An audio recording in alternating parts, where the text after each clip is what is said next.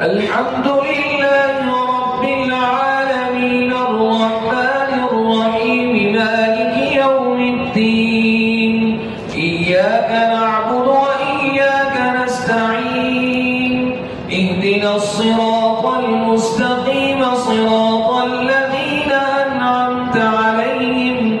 غير المغضوب عليهم ولا الضالين.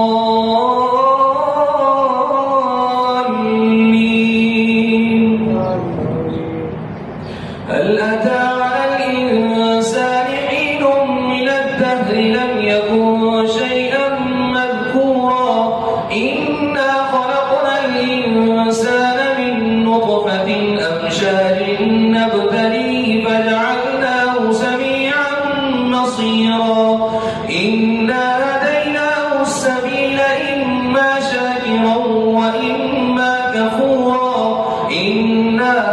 أعتدنا للكافرين سلاسل وأغلالا وسعيرا إن الأبرار يشربون من كأس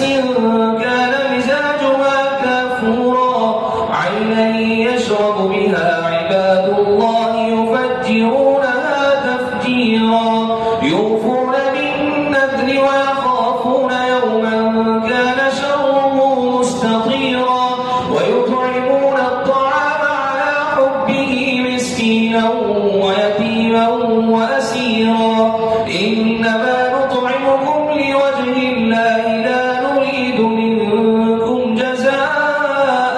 ولا شكورا إنا نخاف من ربنا يوما عبوسا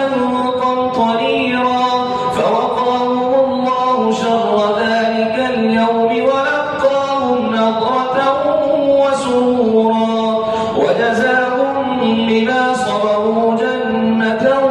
وحريرا متكئين فيها على الأرائك لا يرون فيها شمسا